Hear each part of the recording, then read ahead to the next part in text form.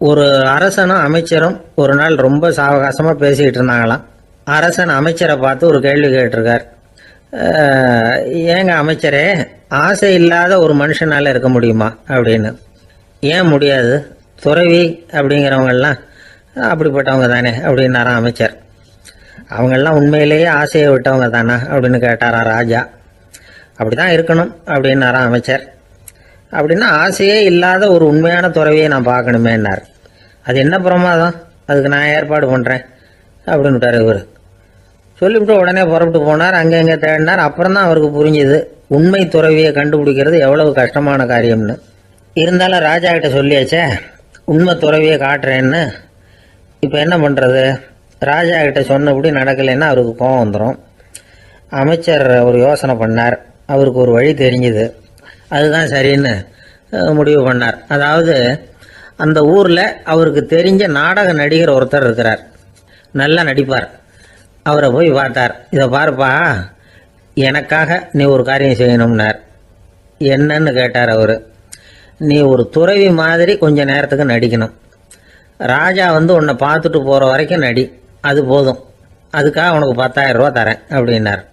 அவர் எந்த காலத்தில் இவ்வளவு பணத்தை மொத்தமாக பார்த்துருக்கார். அதனால் உடனே சரின்னு ஒத்துக்கிட்டார். அமைச்சர் அரண்மனைக்கு திரும்பி வந்தார். என்ன அமைச்சரே, இன்னுமா ஒரு உண்மையான துறவி கிடைக்கலன்னார். உண்மையான துறவி ஒருத்தரை இப்போ தான் கொஞ்ச நேரத்துக்கு முன்னாடி பார்த்து பேசிவிட்டு வர்றேன். அவர் நம்ம ஊருக்கு வெளியில் குளத்தங்கரையில் உள்ள ஒரு ஆலமரத்துக்கு அடியில் உட்காந்துருக்கிறார் அப்படின்னார் இவர். அப்படின்னா உடனே புறப்படுங்க அப்படின்னார் ராஜா. பரிவாரங்களோடு புறப்பட்டார். அங்கே அந்த மரத்தடியில் அந்த ஆள் வேஷம் போட்டுக்கிட்டு துறவி மாதிரி உட்காந்துருக்கிறான். ராஜா நேராக போனார். அந்த துறவி காலில் பொத்துன்னு விழுந்து வணங்கினார். உடனே ராணி அவர் காலில் விழுந்தாங்க. அடுத்தபடியாக அமைச்சர் விழுந்தார். அவருக்கு தெரியும் இது நம்ம ஆள் தான்னு. இருந்தாலும் என்ன பண்ணுறது, நேரம். அப்புறம் பரிவாரங்கள்லாம் துறவி காலில் விழுந்து ஆசீர்வாதம் வாங்கிட்டாங்க. ராஜா அப்புறமா தங்கத்தட்டில் பொண்ணையும் பொருளையும் வச்சு அந்த துறவிகிட்ட ரொம்ப பணிவாக நீட்டுறார். தாங்கள் தயவு பண்ணி இதை ஏற்றுக்கணும் அப்படின்னு வேண்டிக்கிட்டார். அந்த துறவி பற்று இல்லாமல் அதை பார்த்தார். எல்லாத்தையும் திறந்துட்ட எனக்கு இதெல்லாம் எதுக்காக அப்படின்னு சொல்லி அதை மறுத்துட்டாராம். ஆஹா, உண்மையான துறவியை பார்த்துட்டோம் அப்படிங்கிற ஆனந்தம் அரசருக்கு. ரொம்ப நிம்மதியாக திருப்தியாக திரும்பி வந்தார் அரண்மனைக்கு. அதுக்கப்புறம் அமைச்சர் யாருக்கும் தெரியாமல் அந்த துறவிகிட்ட ஓடினார். சொன்ன பிரகாரம் பணத்தை நீட்டினார். இந்தப்பா, நான் உங்ககிட்ட சொன்னபடி 10,000 ரூபா பணம் எடுத்துக்கோ அப்படின்னார். அந்த ஆள் ராஜா கிட்ட சொன்னது மாதிரியே எல்லாத்தையும் திறந்துட்ட எனக்கு இதெல்லாம் எதுக்காக வேணாம் அப்படின்னு விட்டாரான். நடித்த வரைக்கும் போதும்ப்பா, இனிமேல் இந்த நாடக வசனம்லாம் வேணாம், வேஷத்தை கலைச்சிரு, பணத்தை வாங்கிக்கோன்னார். இல்லைங்க, இது வேஷம் இல்லை, இது வசனமும் இல்லை, இது உண்மை. கொஞ்ச நேரம் துறவி மாதிரி நடித்ததுக்கே இந்த தேசத்து ராஜா ராணி அமைச்சர் பரிவாரங்கள் எல்லாம் என் காலில் விழுந்து வணங்குறாங்க. அப்படின்னா உண்மையான துறவியாக இருக்கிறது எவ்வளவு பெருமையான விஷயம். நான் உண்மையான துறவியாக ஆக போகிறேன், அப்படி முடிவும் பண்ணிட்டேன் அப்படின்னார் அந்த நடிகர். வேஷம் கூட எப்படிப்பட்ட விளைவுகளை உண்டு பண்ணுது பார்த்தீங்களா. நம்மால் ஒருத்தன் ரொம்ப வசதியாக தான் இருந்தான். ஒரு நாள் அவன் சொத்து பூரா திருட்டு போட்டுது. அதுக்கப்புறம் இவன் துறவி மாதிரி ஆயிட்டான். ஊர் ஊராக சுற்றினான். ஒரு குருநாதரை தேடி கண்டுபிடிச்சான். அவர்கிட்ட சீடனாக சேர்ந்துக்கிட்டான். அவனை பார்த்து ஒருத்தர் கேட்டார், நீ உண்மையான சீடன் தானான்னு. இல்லைங்க, சீடன் மாதிரி நடிச்சுக்கிட்டு இருக்கிறேன் அப்படின்னா. அது குரு துரோகம் இல்லையா அப்படின்னு கேட்டார் அவர். இல்லைங்க, நான் பண்ணது குரு துரோகம் இல்லை, என் குரு பண்ணது தான் துரோகம். என்னுடைய பணத்தை கொள்ளையடிச்சது இவர் தான். அதை எங்கே வச்சிருக்காருன்னு கண்டுபிடிக்கிறதுக்காக தான் இவர்கிட்ட சீடனாக சேர்ந்துருக்கிறேன் அப்படின்னானா.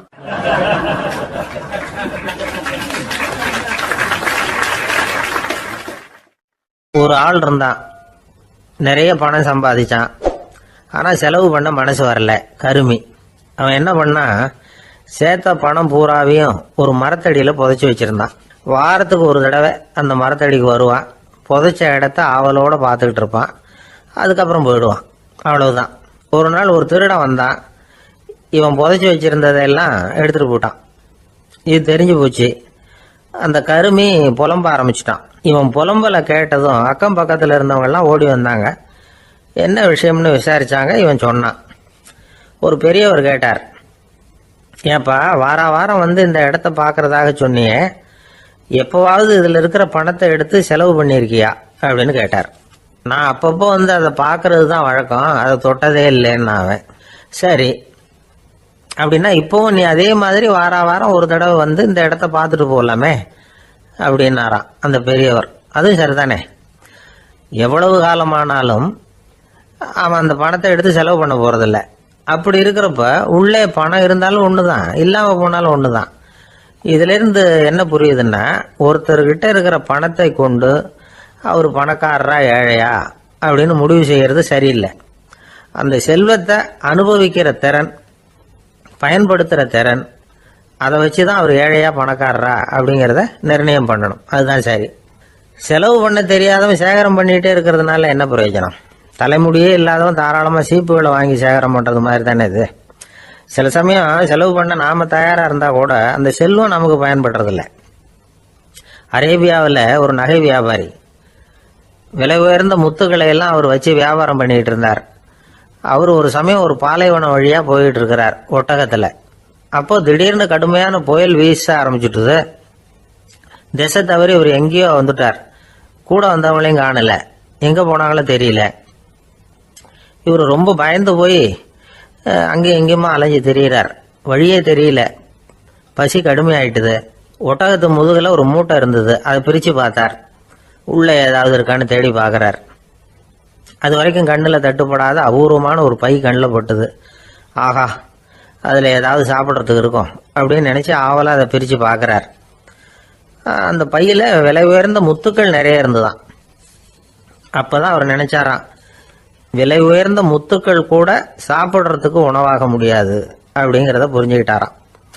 எந்த நேரத்தில் எது நமக்கு தேவையோ அது நமக்கு தாராளமாக கிடைக்கணும். அப்படி அது கிடைக்கிறதுக்கு நம்மக்கிட்ட இருக்கிற செல்வம் பயன்படணும். அது நமக்கும் பயன்படலாம், நம்ம மூலமாக அடுத்தவங்களுக்கும் பயன்படலாம். அதுதான் செல்வத்தின் பயன். ஒரு மரத்தடியில் ஒருத்தன் உட்காந்து அழுதுகிட்டு இருந்தான். அந்த பக்கமாக வந்த இன்னொருத்தன் ஏப்பா அழுதுகிட்டு இருக்கிறேன்னு கேட்டான். இந்த இடத்துல தான் பூமிக்கு அடியில் பணம் இருக்குது, புதைச்ச இடம் தெரியல, அதான் அழறேன் அப்படின்னா. நல்லா ஞாபகப்படுத்தி பாரு, எந்த இடத்துல புதைச்ச அப்படின்னு கேட்டான் இவன். அது எப்படி எனக்கு தெரியும், புதைச்சி வச்சிருக்கிறவன் நான் இல்லையே, எங்கள் எழுத்த வீட்டுக்காரன் அப்படின்னானா இவன்.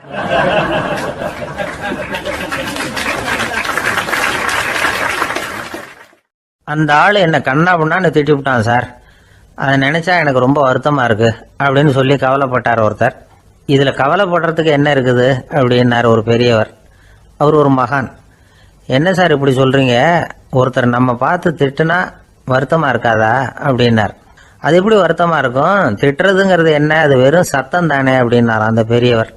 நம்ம ஆளுக்கு தலையை பிச்சுக்கலாம் போல இருந்தது. இருக்காது அப்படின்னா நமக்கு அப்படித்தானே தோணுது. அந்த பெரியவர் சொல்றது ரொம்ப பெரிய விஷயம். அதை நாம் புரிஞ்சிக்க முயற்சி பண்ணலாம்னா நடைமுறை வாழ்க்கைக்கு அது ஒத்து வர்றது மாதிரி தெரிய மாட்டேங்குது. இருந்தாலும் அந்த பெரியவர் அதுக்கு என்னதான் விளக்கம் கொடுக்குறாருன்னு பார்ப்போமே. ஒரு ரயில் போயிட்டு இருக்கு, அதில் ஒரு சாது போயிட்டு இருக்கார். அந்த ரயில் வந்து அவர் ஹரித்வாரம் போயிட்டு இருக்கார். அவர் ரயிலில் ஏகப்பட்ட கூட்டம். நம்ம ஊர் ரயில் கேட்க வேணும், டிக்கெட் வாங்கிட்டு கொஞ்சம் பேர், வாங்காத கொஞ்சம் பேர். அது என்னத்துக்கு அனாவசியமாக டிக்கெட் அப்படிங்கிற நினைப்பில் பாதி பேர். இந்த கூட்டத்துக்கு மத்தியில் அந்த சாதுவும் போயிட்டு இருக்கிறார். உட்கார்றதுக்காக இருந்த இடத்துல ஒரு ஆள் படுத்திருக்கிறான், கொஞ்சம் முரட்டு ஆசாமி. அவன் காலு பக்கத்தில் கொஞ்சோண்டு இடம் பாக்கி இருந்தது. அந்த இடத்துல இந்த சாது உட்காந்துருந்தார். மெதுவாக உட்காந்துக்கிட்டார் போய். ஆனால் அந்த ஆள் ராத்திரி பூரா இவரை காலால் உதச்சிக்கிட்டே இருக்கிறான். அது இவருக்கு ரொம்ப அவமானமாக பட்டுது. அதனால் துக்கம் ஏற்பட்டது. இருந்தாலும் அதை ஒரு மாதிரியாக சகிச்சுக்கிட்டே இவர் வந்து சேர்ந்தார். பொழுது விடிஞ்சது. அந்த சாது ஹரித்வார் வந்து சேர்ந்தார். அங்கே ஒரு பெரிய ஞானியை சந்திச்சார்.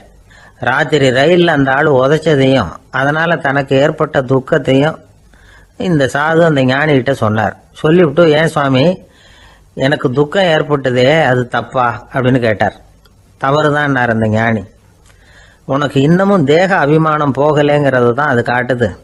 அஷ்டாவக்கிரர் என்ன சொல்றார் தெரியுமா, உண்மையான ஞானி யாராவது தன்னை வந்தனை செய்தால் அதற்காக சந்தோஷப்பட மாட்டார், யாராவது நிந்தனை செய்தால் அதற்காக வருத்தப்பட மாட்டார் அப்படின்னு சொல்றார். நிந்தனைங்கிறது ஒரு ஒலி தான். தேகாபிமானம் இருக்கிற வரைக்கும் இந்த ஒலி நம்மளை வந்து வேதனைப்படுத்தும். நான் தேகம் இல்லை, ஆத்மா அப்படிங்கிற நினைவு இருந்தா இந்த ஒலி நம்மளை பாதிக்காது. மனு என்ன சொல்றார் தெரியுமா, ஒரு சாதகன் பாராட்டுதலை விஷம்னு நினைச்சு பயப்படணும், அவமானத்தை அமிர்தம்னு நினைச்சு சந்தோஷப்படணுங்கிறார். அவமானப்பட்டால் கவலைப்படாமல் எப்படி இருக்க முடியும் அப்படின்னு தான் நமக்கு தோணும். அதனால தான் நம்மளில் யாரும் இதுக்கு உதாரணமாக யாரையும் காட்ட முடியல. புத்தரையும் கபீரையும் உதாரணமாக காட்டுறாங்க. அவங்களுக்கெல்லாம் அவமானம் ஏற்பட்டப்போ கவலையே படலையாம். புத்தரை அவமானப்படுத்தணுங்கிறதுக்காக கௌசாம்பி ராணி ஒரு இளம் பெண்ணை கொலை பண்ணி சடலத்தை புத்தர் குடிசைக்கு முன்னாடி போட சொன்னார். போட்டாங்க. புத்தர் தான் அந்த பொண்ணை கெடுத்து கொலை பண்ணி விட்டாருன்னு எல்லாரும் நினைச்சாங்க. ஆனால் புத்தர் இதை பற்றி கவலையே படலை. அப்புறமா உண்மை தெரிஞ்சதும் புத்தர் புகழ் இன்னும் அதிகமாயிட்டது. ஒரு பெரிய சபையில் ஒரு மோசமான பொண்ணு நுழைஞ்சி தனக்கும் கபீருக்கும் சம்பந்தம் உண்டுன்னு சொன்னார். கபீர் கவலைப்படலை. அவங்க மாதிரியெல்லாம் நாமளும் இருக்க கற்றுக்கணும். நிந்தனை, அபகீர்த்தி, அவமானம் எல்லாம் ஆண்டவன் கொடுக்கிற பிரசாதம்னு நினைக்கணும் அப்படின்னு சொல்றார் அந்த ஞானி. இதை கேட்ட இந்த காலத்து ஆசாமி ஒருத்தர், நான் கூட அப்படிதான் சார், யாராவது அவமானப்படுத்தினா கவலைப்பட மாட்டேன். நேற்று கூட ஒருத்தர் என்ன பலார்னு அரைஞ்சுட்டார், நான் கொஞ்சம் கூட கவலைப்படலை, பேசாமல் வந்துட்டேன்னார். ஏன் அப்படி வந்துட்டீங்க அப்படின்னு. அவர் அரைஞ்சதுலேயும் ஒரு அர்த்தம் இருந்தது, அதனால தான் அப்படி வந்துட்டேன்னார். ஏன் அரைஞ்சாருன்னு கேட்டேன். 10 வருஷத்துக்கு முன்னாடி 15 ரூபா அவர்கிட்ட கடன் வாங்கினேன், அதை கேட்டு கேட்டு பார்த்துட்டு கடைசியாக தான் அரைஞ்சார் அப்படின்னார். ஆண்டவனுடைய பிரசாதம் இவருக்கு அடிக்கடி கிடைக்கும் போல இருக்கு.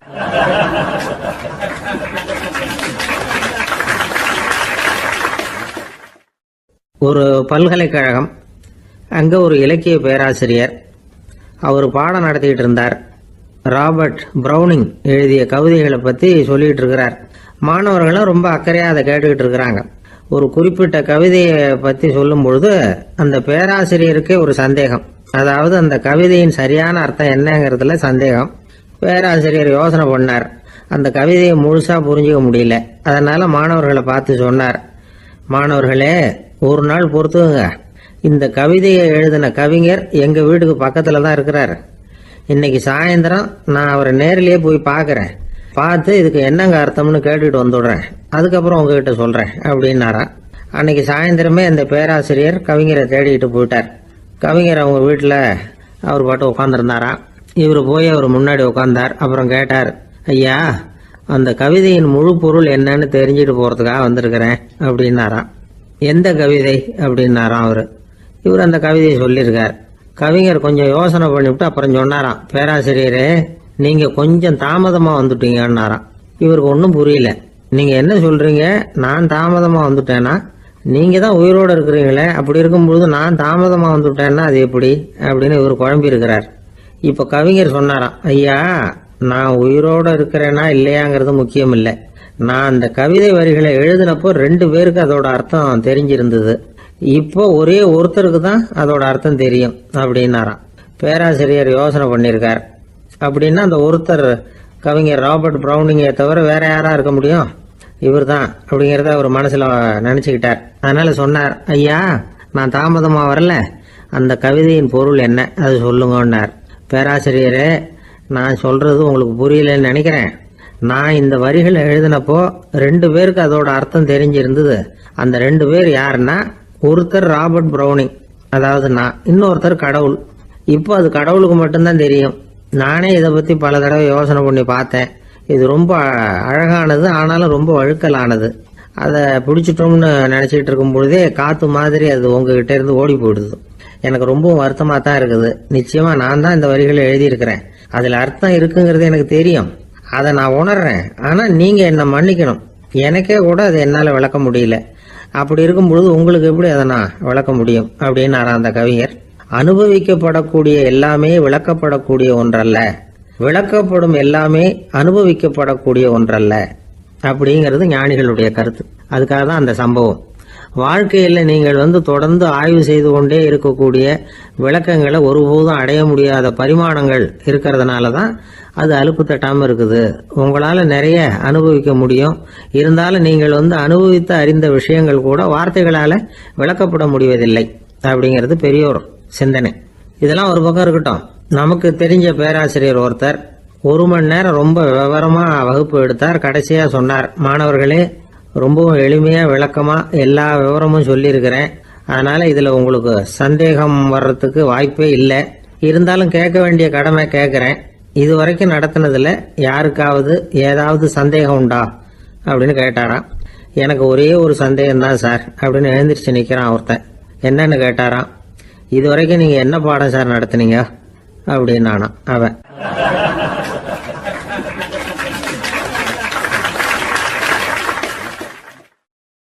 அம்மாக்காரங்களுக்கு அடிக்கடி ஏற்படுற கவலை ஒன்று உண்டு.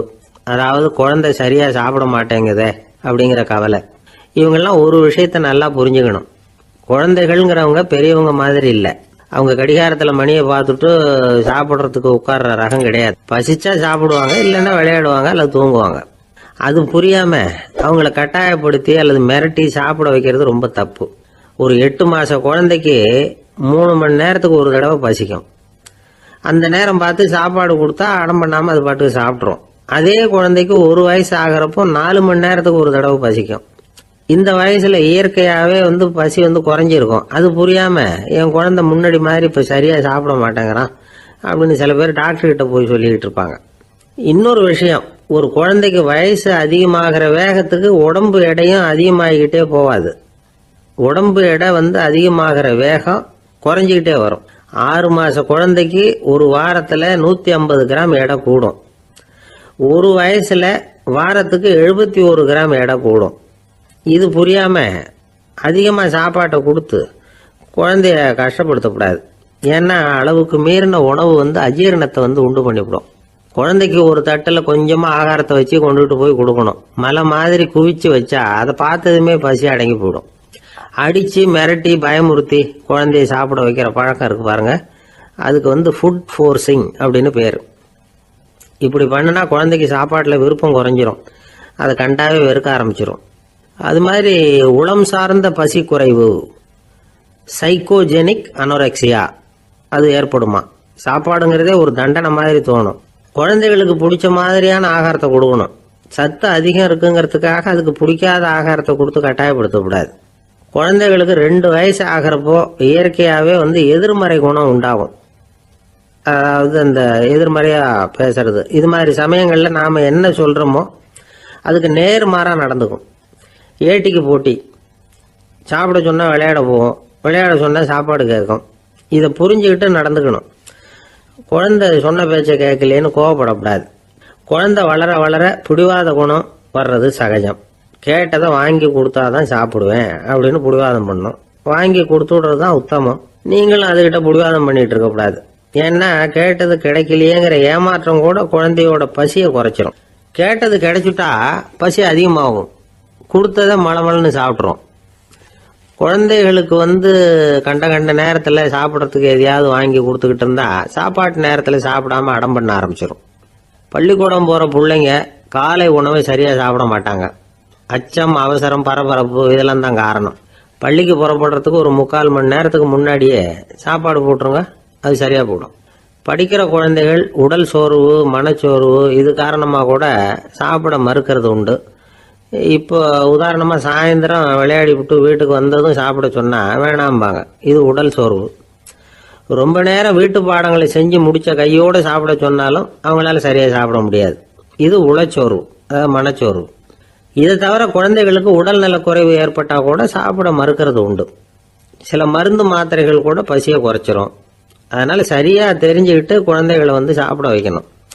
அது புரியாமல் கையில் சாப்பாட்டு தட்டை வச்சுக்கிட்டு குழந்தைகளை விரட்டிக்கிட்டு அலையக்கூடாது. ஒரு சின்ன பையன் சொன்னான், எங்கள் அம்மா சாப்பாடு போடுறது தெரிஞ்சா நான் உடனே வீட்டை விட்டு வெளியில் ஓடி போடுவேன் அப்படின்னா. ஏன் அப்படி பண்ணுறேன்னு கேட்டோம். எங்கள் அப்பா கூட அது மாதிரி தான் சார் பண்ணுவார் அப்படிங்கிறான்.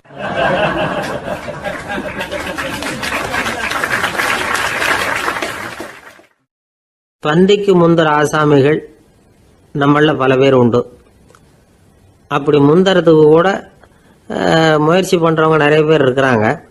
இதில் என்ன ஒரு விஷயம்னா, பந்திக்கு முந்தறது கூட தப்பு இல்லை. ஆனால் அப்படி ஒரு விருந்தில் ஆளாக போய் உட்காந்து சாப்பிட்டா கூட வெளியில் வர்றப்ப என்ன பெரிய விருந்து வச்சுட்டான், சாம்பாரில் உப்பு இல்லை, ரசத்தில் காரம் இல்லை அப்படின்னு குறை சொல்லிகிட்டே வர்றது இருக்கு பாருங்க, அது சரியில்லை, நாகரிகமும் இல்லை. கல்யாண பத்திரிகையில் என்ன போட்டிருக்குது, என் பொண்ணுக்கும் இன்னார் பையனுக்கும் கல்யாணம், எல்லாரும் குடும்பத்தோடு வந்திருந்து மணமக்கள் ஆசீர்வதிக்கணும், இப்படி தானே போட்டிருக்கோம். குடும்பத்தோடு விருந்து சாப்பிட்டு சாப்பாடு எப்படி இருக்குன்னு அபிப்பிராயம் சொல்லிவிட்டு போங்க அப்படின்னா போட்டிருக்கு கல்யாண பத்திரிகையில். ஒருத்தர் வீட்டு விசேஷத்துக்கு போயிருக்கோம்னா எவ்வளவோ அசௌகரியங்கள் நமக்கு ஏற்படலாம். ஏராளமான கூட்டம் வந்திருக்கும். எல்லாரையும் அவங்க வந்து தனித்தனியாக கவனிச்சுக்கிட்டு இருக்க முடியாது. நாம தான் அனுசரித்து நடந்துக்கணும். நாமளாக போய் வாழ்த்த வேண்டியவங்களை வாழ்த்தி விட்டு வந்து சேரணும். அதை விட்டுட்டு பத்திரிக்கை கொடுத்தானேன்னு போனேன், கவனிப்பே சரியில்லை அப்படின்னு புலம்பிக்கிட்டு இருக்கக்கூடாது. ஒரு விருந்துக்கு போனால் அங்கே எப்படி நடந்துக்கணும் அப்படிங்கிறத பற்றி கூட அனுபவசாலிகள் சில விவரங்கள்லாம் சொல்லியிருக்கிறாங்க. இந்த காலத்தில் கல்யாணம், பிறந்த நாள், அது இதுன்னு நிறைய விருந்துகள் நடக்குது. அதெல்லாம் எதுக்காக? மனித உறவுகளை வளர்த்துக்கிறதுக்காக தான், வேற எதுக்கு? ஒரு விருந்துக்கு போனால் அமைதியாக பொறுமையாக போய் உக்காரணும்.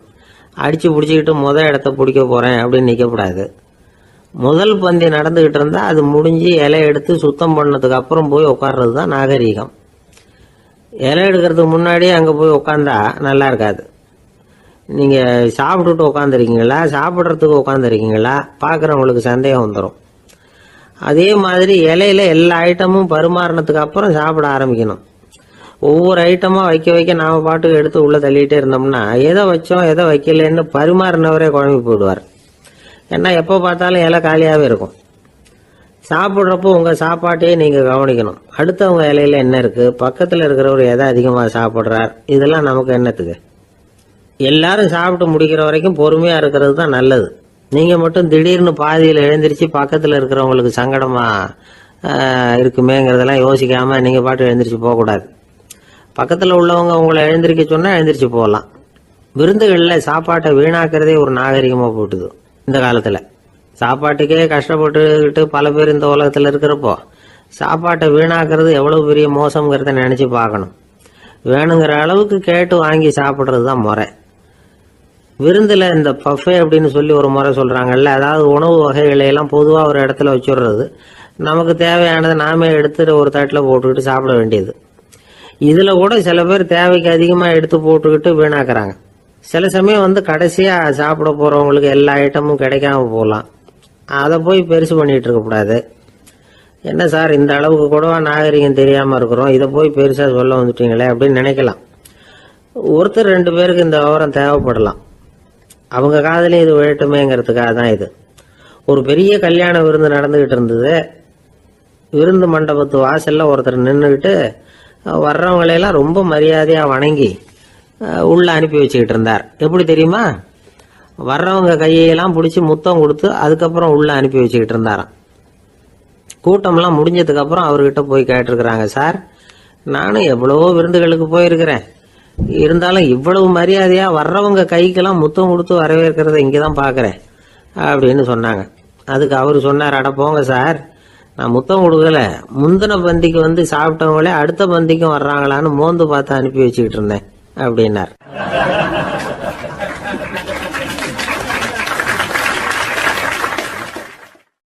ஒரு ஊர்ல ஒரு ராஜா இருந்தார். பெரிய அரண்மனையில தான் இருக்கிறார்.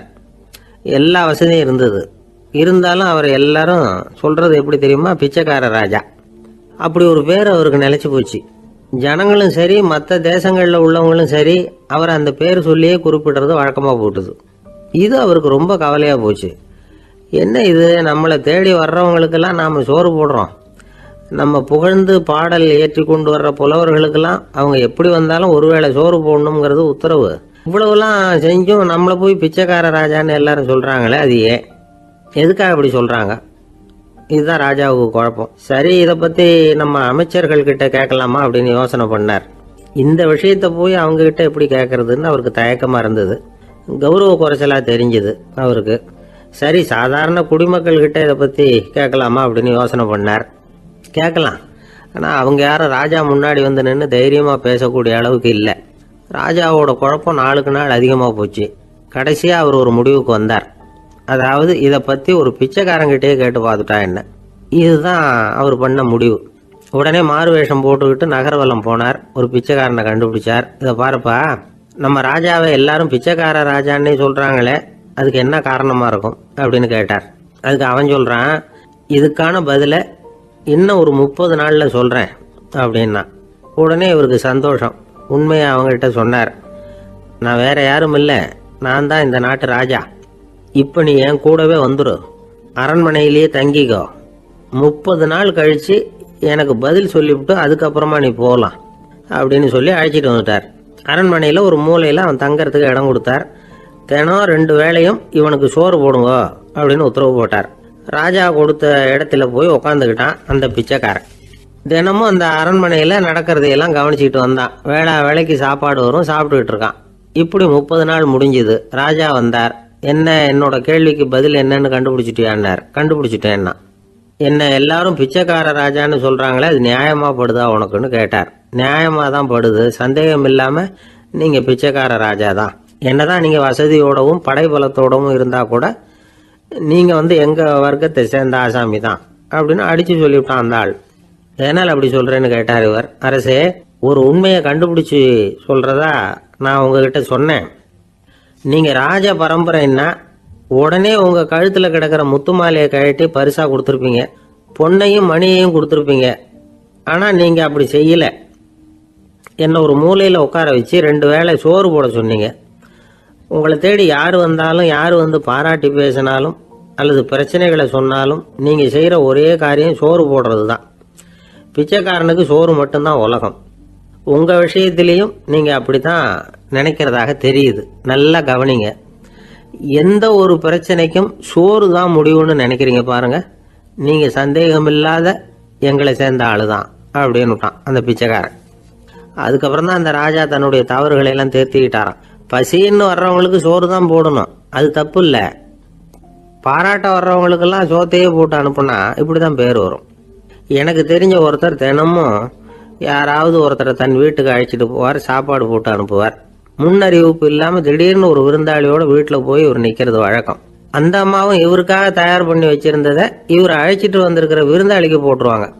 விருந்தாளி சாப்பிட்டுட்டு போனதுக்கப்புறம் இவர் மனைவி கிட்ட உனக்கு சிரமம் வேணாம் அப்படின்னு சொல்லிவிட்டு பக்கத்தில் உள்ள ஒரு ஹோட்டலுக்கு போய் காசு கொடுத்து சாப்பிட்டுட்டு வந்துடுவார். பல நாள் இப்படி நடக்கும். ஒரு நாள் அவரை தனியாக கூப்பிட்டுக்கிட்டு போய் ஏன் இப்படி பண்ணுறீங்கன்னு கேட்டோம். அதுக்கு அவர் சொல்கிறாரு, எங்கள் வீட்டு சாப்பாட்டிலேருந்து தப்பிக்கிறதுக்கு எனக்கு வேற வழி எதுவும் தெரியல சார், அதனால தான் இப்படி பண்ணிகிட்டு இருக்கிறேன் அப்படின்னார் ரொம்ப பரிதாபமாக. ஒரு சின்ன பையன் வந்தான். அவனை பார்த்து ஒரு கேள்வி கேட்டோம். ஏன்ப்பா உங்கள் வீட்டில் அம்மா புத்திசாலியா அப்பா புத்திசாலியா அப்படின்னு. அவன் அலட்சியமாக நம்மளை பார்த்து சிரிக்கிறான். என்ன சார் இது, இந்த காலத்தில் இது கூட தெரியாமல் இருக்கிறீங்களே அப்படிங்கிறான். ஒரு சின்ன பையன் நம்மளை பார்த்து இப்படி கேட்டு விட்டானே அப்படின்னு நினைக்கிறப்போ நமக்கு ஒரு மாதிரி ஆகிடும். அதுக்கப்புறம்தான் இந்த தாத்தா பாட்டிலாம் சொல்கிற ஒரு கதை ஞாபகத்துக்கு வந்தது. அது என்ன கதை தெரியுமா? ஒரு ஊரில் ஒரு அம்மாவும் பிள்ளையும் இருந்தாங்களாம். அந்த மகனுக்கு திடீர்னு தேசாந்திரம் போய் வரணும்னு ஆசை வந்துட்டுது. ஊராக போய் சுற்றி பார்க்கணுங்கிற ஆசை. அந்த அம்மாவுக்கு இது பிடிக்கல. மகனை பிரிஞ்சு இருக்கிறதுக்கு அவங்க மனசு இடம் கொடுக்கல. வேணாப்பான்னு சொல்லி பார்த்தாங்க, அவன் கேட்கல. திடீர்னு புறப்படவும் செஞ்சுட்டான். சரி, இனிமேல் அவனை தடுக்க முடியாதுன்னு முடிவு பண்ணிக்கிட்டாங்க அந்த அம்மா. இருந்தாலும் புத்திசாலித்தனமாக ஒரு யோசனை பண்ணாங்க. மகனை கிட்டத்தில் கூப்பிட்டாங்க. அவங்ககிட்ட சொன்னாங்க, இதை பாருப்பா, நீ தேசாந்திரம் போகிறதுன்னு தீர்மானம் பண்ணிவிட்ட, அதை நான் தடுக்கலை, போயிட்டு வந்துடும். ஆனால் போகிறதுக்கு முன்னாடி எனக்கு ஒரு வாக்குறுதி கொடுத்துட்டு போ அப்படின்னாங்க.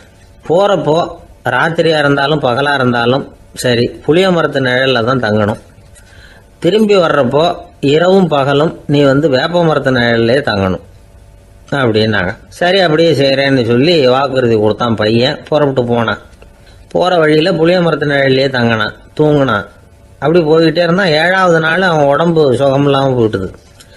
ரொம்பவும் பலவீனமாயிட்டான். இனிமேல் நடக்க முடியாதுங்கிற நிலைமை வந்துட்டுது. யோசிச்சு பார்த்தான். சரி, இதுக்கு மேலே போக வேண்டாம் அப்படின்னு முடிவு பண்ணிட்டு திரும்பி வர ஆரம்பிச்சுட்டான். திரும்பி வர்றப்போ வழியில் வேப்ப மரத்து நிழலையே தங்கி வந்தான். நாளுக்கு நாள் உடம்பு சரியாக வந்துட்டுது. 7ஆவது நாள் வீட்டுக்கு சேர்றான். உடம்பு பழையபடியே கலகலப்பாயிட்டுது. பூரண சுகம். தேசாந்திரம் போன பையன் திரும்பி வந்துட்டானே அப்படின்னு அந்த அம்மா ஆச்சரியப்படலை. ஏன்னா அவங்களுக்கு தெரியும் இப்படி ஆகும்னு. பையன் சீக்கிரமாக திரும்பி வரணுங்கிறதுக்காக தான் அவங்க அந்த யோசனையை சொன்னாங்க. என்ன விஷயங்கிறதையும் அவங்களே சொன்னாங்க. மகனே, புளிய மரத்து நிழல் உடம்புக்கு உஷ்ணத்தை கொடுக்கும், சீக்க உண்டாக்கும். அதனால் நீ தொடர்ந்து புளிய மரத்து நிழலில் தங்கினாவே நோய்க்கு ஆளாயிட்ட. அதனால் நல்ல பயணத்தை முடிச்சுக்கிட்டு திரும்பி வரணுங்கிற முடிவுக்கு வந்துட்ட. திரும்பி வர்றப்போ நீ தங்கினது வேப்ப மரத்து நிழல், அது உடம்புக்கு வந்து குளிர்ச்சியை தரக்கூடியது, நோயை தீர்க்கக்கூடியது. அதனால் சுகமாக வீட்டுக்கு வந்து சேர்ந்துட்ட. உன்னோட தேசாந்திர பயணத்தை தடுக்கிறதுக்காக தான் இப்படி பண்ணினேன் அப்படின்னாங்களாம் அந்த அம்மா. பார்த்தீங்களா அம்மாவோட புத்திசாலித்தனத்தை? அப்பாவாக இருந்தால் இப்படியா பண்ணுவார்?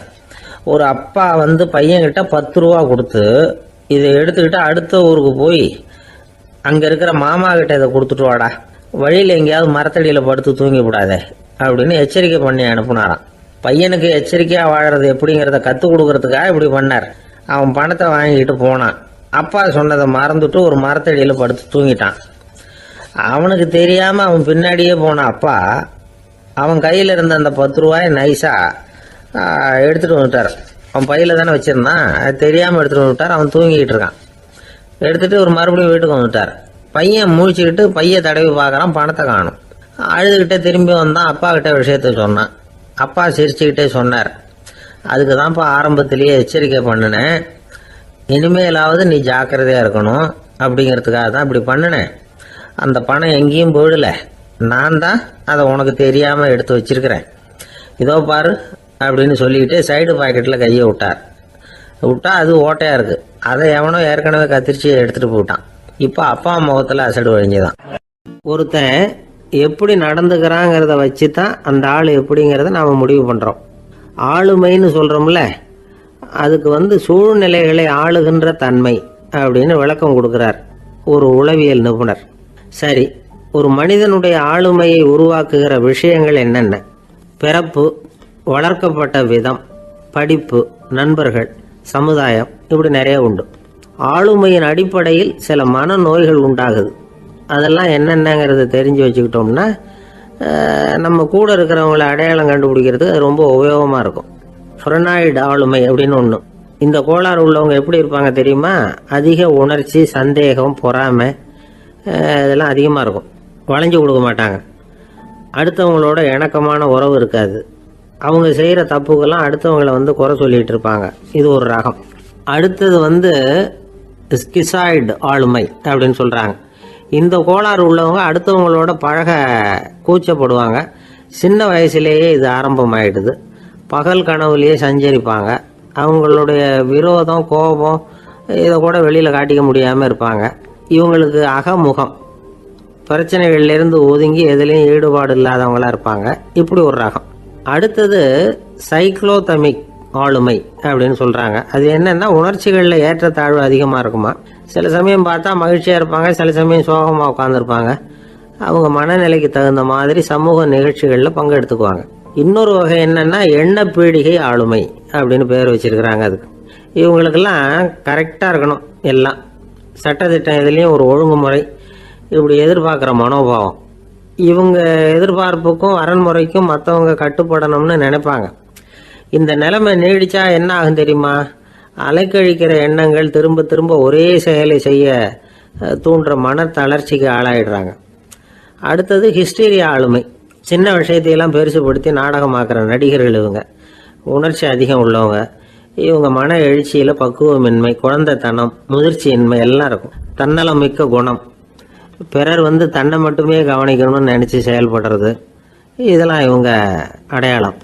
அடுத்த ரகம் எப்படின்னா வளர்ச்சியற்ற ஆளுமைன்னு சொல்கிறாங்க. அடுத்தவங்களோட இணங்கி போக முடியாதவங்க, அறிவு, மன எழுச்சி, சமூக உறவு இதில் எல்லாம் போதுமான வளர்ச்சியையும் நிறைவையும் பெற முடியாதவங்க. இவங்களால வாழ்க்கையில் முன்னேற முடியாது. பிச்சைக்காரங்க, குற்றவாளிகள், இவங்ககிட்டெல்லாம் இது மாதிரியான ஆளுமை அதிகமாக இருக்குமா. அடுத்தது என்னென்னா சோர்வுடைய ஆளுமை. எதுலேயும் உற்சாகம் இல்லாமல் சோர்ந்து போயிருப்பாங்க. அதுக்கெல்லாம் நமக்கு வலிமை இல்லைப்பா அப்படின்னு சொல்லிட்டு இருப்பாங்க. சின்ன விஷயங்களுக்கெல்லாம் அதிர்ச்சி அடையிறது, வாழ்வின் சுவையை வந்து அனுபவிக்க முடியாதவங்க. இன்னொரு ரகம், இது வந்து கொதித்தெழும் ஆளுமைங்கிறாங்க. எதுக்கு எடுத்தாலும் ஆத்திரம், குரோதம், வன் செயல் இதுலெல்லாம் ஈடுபாடு, இப்படி உள்ளவங்க. நத்தை வகை ஆளுமை அப்படின்னு ஒன்று. அடுத்தவங்க மேலே விரோதம் இருக்கும், அடிக்கணுங்கிற எண்ணம் இருக்கும். ஆனால் அதை அப்படியே வெளியில் காட்டாமல் அதே சமயம் அமைதியான முறையில் வெறுப்பை வெளிக்காட்டுற ரகம். இவங்கெல்லாம் பேசாமல் கம்முன்னு இருந்துக்கிட்டே நினைச்சதை நிறைவேற்றிக்கிடுவாங்க. முன்ஜாக்கிரதை ஆளுமை அப்படின்னு ஒரு ரகமா. பாதுகாப்பின்மை, சந்தேகம், முழுமையின்மை, அறவேக்காட்டுத்தனம் இந்த மனப்போக்கு அதிகமாக இருக்கிறதுனால அகம்பாவம், புடிவாதம், எச்சரிக்கை எல்லாம் அளவுக்கு மீறி இருக்கும். இதுவரைக்கும் நாம் பேசிக்கிட்டு இருந்த ஆளுமை பண்புகள் அளவுக்கு அதிகமாக போயிட்டுதுன்னா ஆளுமை கோளாறுகள் ஏற்படும். அதன் அடிப்படையில் மனவியாதிகள் வருமா. அதனால் இணக்கமான எல்லாரும் விரும்புகிற இயல்பான ஆளுமையை பெறுவதற்கு நாம் முயற்சி செய்யணும் அப்படிங்கிறது மனோதத்துவ நிபுணர்களுடைய ஆலோசனை. ஒருத்தர் ஒரு மனோதத்துவ டாக்டரை தேடிட்டு வந்தாராம். டாக்டர், எனக்கு மனசில் ஏதோ வியாதி, ஆளுமை கோளாறு, அதாவது எனக்கு சீக்கிரமாக செத்து போனால் தேவையில்லைன்னு தோணுது அப்படின்னாராம். உடனே அந்த டாக்டர், சரி அப்படின்னா இங்கே இருங்க, நான் வைத்தியம் பார்க்குறேன் அப்படின்னாராம். ஒருத்தர் முகத்தை தொங்க போட்டுக்கிட்டு ஒரு மாதிரியாக வந்தார். என்ன விஷயம்னு விசாரித்தேன். என்னுடைய நண்பன் ஒருத்தங்கிட்ட கருத்து வேறுபாடு, இனிமேல் நமக்குள்ளே எந்த சம்மந்தமும் வேணாம்னு நட்பை முறிச்சிட்டு வந்துட்டேன்னா. நண்பர்கள்னு இருந்தால் கருத்து வேறுபாடு வரத்தான் செய்யும்னு. கருத்து வேறுபாடு வராமல் இருக்கிறதுக்கு ஏதாவது வழி உண்டா அப்படின்னு கேட்டாங்க. அதை பற்றி நிபுணர்கள் சில யோசனைகளை சொல்லியிருக்கிறாங்கன்னு. முதல் விஷயம் என்னென்னா, உங்கள் நண்பனுக்கு ஒரு செய்தி சொல்லணும்னா அதை நீங்களே நேரடியாக சொல்லுங்கள், அல்லது உங்கள் கைப்பட கடிதம் எழுதுங்க. அதாவது நேரடி தொடர்பு முக்கியம். அதை விட்டுட்டு இன்னொருத்தர் மூலமாக நண்பர்களுக்கு செய்தி அனுப்புனா நீங்கள் சொல்கிற செய்தி அப்படியே போய் சேராது, அது சேதமாயிடும். கூட்டி குறைச்சி சொல்லிவிடுவாங்க, அது குழப்பத்தில் கொண்டாந்து விட்டுரும். இது ஒரு யோசனை. ரெண்டாவது யோசனை என்னென்னா, நீங்கள் ஒரு நல்ல காரியத்தை செய்யும் பொழுது உங்கள் நண்பரையும் சேர்த்துக்குங்க, அவருக்கும் அதில் ஒரு ஈடுபாட்டை உருவாக்குங்க. மூணாவது யோசனை, நம்ம பக்கத்தில் இருக்கிற நண்பர் மகிழ்ச்சி அடைகிற மாதிரி ஏதாவது செய்யணும். சின்ன சின்ன செயல்களாக இருந்தாலும் பரவாயில்ல, அவர் நமக்கு எதுவும் செய்யலையே, நாம் எதுக்கு செய்யணும் அப்படின்னு நினச்சிக்கிட்டு இருக்கக்கூடாது. நாலாவது யோசனை என்னென்னா, உங்களுக்கு ஒரு பிரச்சனையா அல்லது உங்கள் நண்பருக்கு ஒரு பிரச்சனையா, எதுவாக இருந்தாலும் 2 பேரும் சேர்ந்து உட்காந்து ஆலோசனை பண்ணுங்கள். நம்ம யோசனையும் கேட்கப்படுதே அப்படிங்கிற நினைப்பே அவருக்கு ஒரு மன நிறைவை உண்டாக்குமா. ஐந்தாவது யோசனை, உங்கள் நண்பர் ஏதோ ஒரு காரியத்தை செய்கிறார், நீங்கள் உடனே அவசரப்பட்டு நீ செய்கிறது தப்புன்னு தீர்ப்பு சொல்லக்கூடாது. அவர் அதை செய்யறதுக்கான நியாயங்கள் எவ்வளோ இருக்கும், அதை புரிஞ்சுக்கிறதுக்கு முயற்சி பண்ணணும். ஆறாவது யோசனை, உங்கள் நண்பர் என்ன சொன்னாலும் அதை பொறுமையாக கேளுங்க. அவர் சொல்கிறத புரிஞ்சுக்கணும், அவர் சொல்ல விரும்புகிறத புரிஞ்சுக்கணும், அவர் சொல்ல முடியாமல் தவிக்கிறதையும் புரிஞ்சுக்கணும். இப்படி 3 விதமாகவும் அவரை புரிஞ்சுக்கிட்டு அதுக்கு தகுந்த மாதிரி செயல்படணும். ஏழாவது யோசனை என்னென்னா, உங்கள் நண்பர் உங்ககிட்ட ஏதோ ஒரு கருத்தை சொல்கிறார், அது உங்களுக்கு பிடிக்கல, அதுக்காக உடனே நீ சொல்கிறது சரியில்லை, நான் ஒத்துக்க மாட்டேன் அப்படின்லாம் மறுத்துக்கிட்டு இருக்கக்கூடாது. அவர் சொல்கிறத கேட்கணும், பொறுமையாக சிந்திக்கணும், அதுக்கப்புறம் பதில் சொல்லணும். இப்படிலாம் நடந்துக்கிட்டால் நண்பர்களுக்குள்ள கருத்து வேறுபாடு வர்றதுக்கு வாய்ப்பே இருக்காது அப்படின்னு வல்லுநர்கள் தொகுத்து சொல்லியிருக்கிறாங்க இந்த யோசனைகளை. எனக்கு தெரிஞ்ச சில நண்பர்கள் உண்டு, அவங்களுக்குள்ளேயும் கருத்து வேறுபாடுகள் வராமல் இருக்கிறதுக்கு சில நுட்பங்களை கையாளுறது உண்டு. ஒருத்தர் சொன்னார், அந்த டாக்டர் சின்ன வயசுலேருந்து என் கூட பழகினவர், நாங்கள் 2 பேரும் இணை பிரியாத நண்பர்கள், இருந்தாலும் எனக்கு உடம்பு சரியில்லைன்னா நான் அவர்கிட்ட வைத்தியம் பார்த்துக்க மாட்டேன் அப்படின்னார் ஒருத்தர். ஏன் அப்படின்னு கேட்டேன். எங்கள் நட்பு கெட்டுப்படக்கூடாது இல்லையா, அதனால தான் அப்படின்னார் இவர். ஆஃபீஸை முடிஞ்சு வீட்டுக்கு போகிற சமயத்தில் ஒருத்தர் கடைக்கு போய் ஸ்வீட் வாங்கினார். சரி, வீட்டுக்கு பிள்ளைங்களுக்கு தான் வாங்கிட்டு போகிறார் அப்படின்னு மற்றவங்க நினச்சாங்க. அவர் அப்படி செய்யல. அந்த இடத்துலையே பொட்டலத்தை பிரித்தார். திருட மாதிரி அப்படியே சுற்றி ஒரு தரம் பார்த்துக்கிட்டார். யாரும் தெரிஞ்சவங்க இல்லைங்கிறத முடிவு பண்ணிவிட்டு அவசரமாக அதை அப்படியே போட்டு முழுங்கிவிட்டு கையை தொடச்சிக்கிட்டு நல்ல பிள்ளை மாதிரி நடந்து போக ஆரம்பிச்சிட்டார். அவர் யாருன்னா, அவரோட பிரச்சனை எல்லாருக்கும் தெரியாது, சில பேருக்கு தான் தெரியும். அதாவது அவர் உடம்பில் சர்க்கரை இருக்குதுன்னு டாக்டர் சொல்லிவிட்டாராம். அதனால் வீட்டில் சர்க்கரையே இவர் கண்ணில் காட்டுறதில்ல. அதனால் இவர் யார் கண்ணிலையும் படாமல் இப்படிப்பட்ட வேலைகள்லாம் செய்கிறது வழக்கம். யாருக்கும் தெரியாமல் இப்படி ஸ்வீட்டை வாங்கி சாப்பிட்டுட்டு அவர் பாட்டுக்கு போயிடுறது. இப்படிப்பட்டவங்களுக்கெல்லாம் கொஞ்சம் ஆறுதலான தகவல் இன்றைக்கி.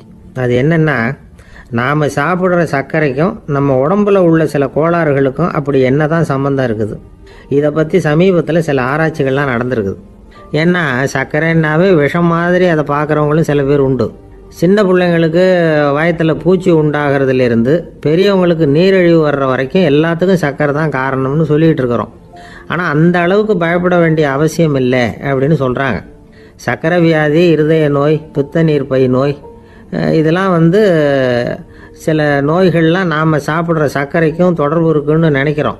ஆனால் அப்படி சம்பந்தம் உண்டுங்கிறதுக்கு போதுமான அளவுக்கு ஆதாரம் இல்லை அப்படிங்கிறாங்க ஆராய்ச்சியாளர்கள்.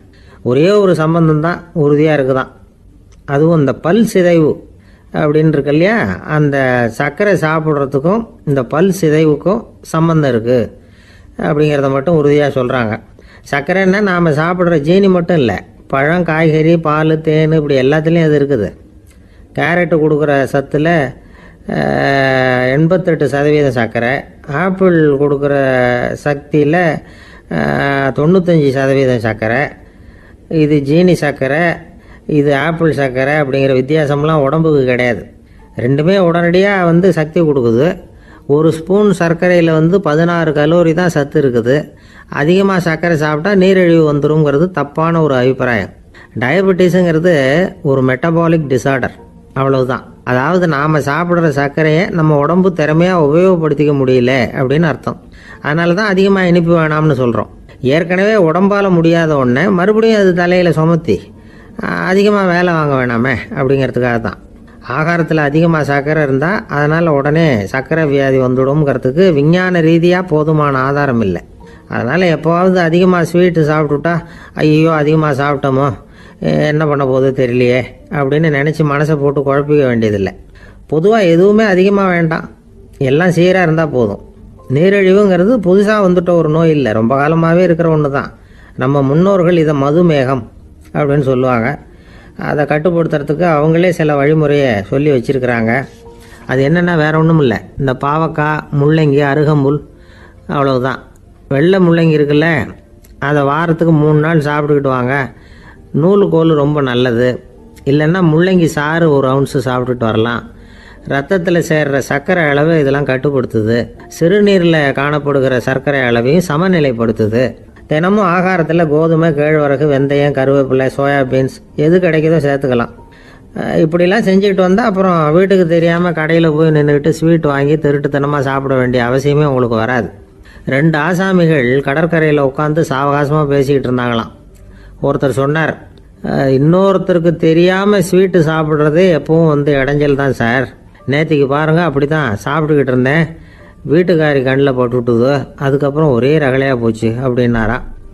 எனக்கு கூட அப்படி தான் சார் ஆகிட்டுது, ஒரே ரகலை அப்படின்னாரா இன்னொருத்தர். நீங்கள் சாப்பிட்டதும் உங்கள் வீட்டுக்காரங்க கண்ணில் போட்டுவிட்டுதா சார் அப்படின்னு கேட்டிருக்காரு இவர். அதுக்கு அவர் சொன்னாராம், அப்படி இல்லை சார், கடைக்காரர் கண்ணில் போட்டுவிட்டுதோ, நான் அவருக்கு தெரியாமல் அந்த ஸ்வீட்டை அவர் கடையிலேருந்து எடுத்திருந்தேன் அப்படின்னு விளக்கம் கொடுத்தாராம் இந்த ஆள். ஒரு சிகை அலங்கார கூடம், ரொம்ப சுறுசுறுப்பாக எல்லாரும் வேலை செஞ்சுக்கிட்டு இருக்கிறாங்க. முடிவெட்டிக்க வந்திருக்கிறவங்க நிறைய பேர், எல்லாரும் வரிசையாக உட்காந்துருக்குறாங்க. அந்த சமயத்தில் திடீர்னு கதவை திறந்துக்கிட்டு ஒருத்தர் உள்ளே வர்றார். அவர் ஒரு பெரிய மனிதர், அவரும் முடிவெட்டிக்கிறதுக்காக தான் உள்ளே வந்திருக்கிறார். அவரை பார்த்த உடனே அங்கே வரிசையில் உட்காந்துருந்தவங்க எல்லாரும் எழுந்திரிச்சு அவர்கிட்ட வந்துட்டாங்க. அவரை சுற்றி நின்றுக்கிட்டாங்க. எப்படி இருக்கிறீங்க, நல்லா இருக்கீங்களா அப்படின்னு விசாரிக்க ஆரம்பிச்சிட்டாங்க. எல்லாம் முடிஞ்சதும் வந்தவர் கேட்டார், வரிசையில் கடைசியாக இருக்கிறவர் யார் அப்படின்னு கேட்டார். ஏன்னு கேட்டாங்க. நான் அதுக்கு அடுத்தபடியாக உட்காரணும், அதுக்காக தான் கேட்குறேன் அப்படின்னார். உடனே அங்கே இருந்தவங்கள்லாம் என்ன சொன்னாங்க தெரியுமா, நீங்கள் வரிசையில் காத்திருக்கக்கூடாது, நீங்கள் அரசாங்கத்தின் தலைவர், உங்களுக்கு நேரம் முக்கியம், அதனால் நீங்கள் முன்னாடி போங்க அப்படின்னு சொன்னாங்க. ஆனால் அதை அவர் கேட்கல. தோழர்களே, உங்களுடைய கருத்துக்கு ரொம்ப நன்றி. எல்லாரும் வரிசையாக தான் வரணும், அதுதான் முறை. வரிசையில் வரணுங்கிற நடைமுறையை நானும் பின்பற்ற விரும்புகிறேன். நாம் எல்லாரும் சமமானவர்கள் அப்படின்னார். இப்படி சொல்லிவிட்டு வரிசையில் கடைசியாக இருந்த ஒரு நாற்காலியில் போய் உட்காந்துக்கிட்டார். தன் சட்டை பையில் இருந்த ஒரு செய்தித்தாளை எடுத்தார், படிக்க ஆரம்பிச்சிட்டார். ஆனால் அங்கே இருந்தவங்களால இதை பார்த்துக்கிட்டு சும்மா இருக்க முடியல. ஒருத்தர் எழுந்திரிச்சு வந்தார். ஐயா, இப்போ என்னுடைய முறை வந்திருக்குது, நான் தான் போக வேண்டிய முறை. உங்களை இங்கே காத்திருக்க வைக்கிறத விட ஒரு 5 ஆண்டுகளுக்கு கூட நான் முடிவெட்டிக்காமே இருந்துட முடியும் அப்படின்னார். அவர் மறுபடியும் சொன்னார், ஐயா, நீங்கள் வரிசை முறையை தாண்டி போக விருப்பப்படல, சரி, ஆனால் என்னுடைய முறையை மாற்றி கொடுக்கறதுக்கு எனக்கு முழு உரிமை இருக்குது. இதுக்கு பதிலாக உங்களுடைய கடைசி இடத்த நான் எடுத்துக்கிறேன், இதை நீங்கள் மறுக்க முடியாதுன்னார். அங்கே இருந்த மற்றவங்களும் இதை ஒரு மனசாக வற்புறுத்த ஆரம்பிச்சிட்டாங்க. அந்த பெரிய மனிதர் பார்த்தார், சரின்னு கடைசியாக ஒத்துக்கிட்டார். அவர் யார் தெரியுமா? அவர் தான் மாவீரர் லெனின். ரஷ்யாவில் கிரெம்ளின் சிகை அலங்கார கூடத்தில் தான் இது நடந்தது. எல்லாரும் இந்நாட்டு மன்னர்கள்னு வாயளவில் பேசுறதுல என்ன பிரயோஜனம்? நாம் எல்லாரும் சமம்ங்கிறத நடைமுறையில் கடைபிடிச்சி காட்டினவங்க கொஞ்சம் பேர் தான். அவங்களில் ஒருத்தர் தான் லெனின். வரிசையில் நின்று வர்றதுங்கிறது ஒரு சிறந்த பண்பு, உயர்ந்த பண்பு. இன்றைக்கி பல இடங்களில் அது நமக்கு தேவைப்படுது. ஒரு ரேஷன் கடை வாசல். கடை திறக்கிறதுக்கு முன்னாடி எல்லாரும் வந்து வரிசையில் நின்றுட்டாங்க. கடைசியாக வந்த ஒருத்தர் கியூவில் முன்னாடி போகிறதுக்கு முயற்சி பண்ணுறார். ஏற்கனவே நின்றுட்டு இருக்கிறவங்க அவரை முன்னாடி போகிறதுக்கு விட மாட்டேங்கிறாங்க. கடைசியாக போய் நில்லையா அப்படின்னு எல்லாரும் கத்துறாங்க. அதான் அவர் காதில் வாங்கலை. முண்டி அடிச்சுக்கிட்டு முன்னாடி போகிறதுக்கே முயற்சி பண்ணிகிட்டு இருக்கிறார். எல்லாரும் சேர்ந்து அவரை வலுக்கட்டாயமாக இழுத்து கொண்டாந்து பின்னாடி கொண்டு போய் நிறுத்திவிட்டு சொன்னாங்க, இதை பாருப்பா, நாங்கள் இருக்கிற வரைக்கும் நீங்கள் முன்னாடி போய் எதையும் வாங்க முடியாது, தெரிஞ்சுக்கோ அப்படின்னாங்க. இப்போ அந்த ஆள் சொன்னாராம், நான் இங்கே பின்னாடி நிற்கிற வரைக்கும் நீங்களும் எதுவும் வாங்க முடியாது அப்படின்னாராம். ஏன்னு கேட்டிருக்கிறாங்க. நான் தான் அந்த கடையை திறக்க வேண்டிய ஆள் அப்படின்னா. ஒரு மனுஷனுக்கு 3 விதத்தில் கர்வம் உண்டாகிறதுக்கு வாய்ப்பு உண்டு. பணம், பதவி, புகழ். பணம் அதிகமாக வந்தால் கர்வம் வரலாம். பதவி பெருசாக வந்துட்டுதுன்னா கர்வம் வரலாம். புகழ் அதிகமாக போனாலும் கர்வம் வரலாம். இந்த 3 வகையான கர்வத்துக்கும் இடம் கொடுக்காமல் இருக்கிறாங்க பாருங்கள், அவங்க தான் சிறந்த மனிதர்கள். ஒரு பெரிய பொறுப்பில் இருக்கிறவங்களுக்கு கர்வம் வந்துடக்கூடாது. அப்படி வந்துட்டுதுன்னா அது எல்லாருக்கும் இடைஞ்சல். ஒரு ராஜா இருந்தார். அவர் ஒரு நாள் தன்னுடைய தலைநகரத்தை சுற்றி வந்துக்கிட்டு இருந்தார். ஒரு இடத்துல ஒரு அழகான நிலத்தை பார்த்தார். ஆஹா, இந்த இடத்துல நமக்குன்னு ஒரு மாளிகையை கட்டினா எவ்வளோ நல்லா இருக்கும் அப்படின்னு நினச்சார். ராஜா நினச்சா அது முடியாத காரியமா? சரி, இந்த நிலம் யாருக்கு சொந்தம்னு விசாரிங்க அப்படின்னார் பக்கத்தில் இருந்தவங்கக்கிட்ட. அவங்கெல்லாம் ஓடி போய் விசாரித்தாங்க. அந்த இடம் வந்து ஒரு வயசான கிழவிக்கு சொந்தம், வயசான அம்மாவுக்கு சொந்தமாக.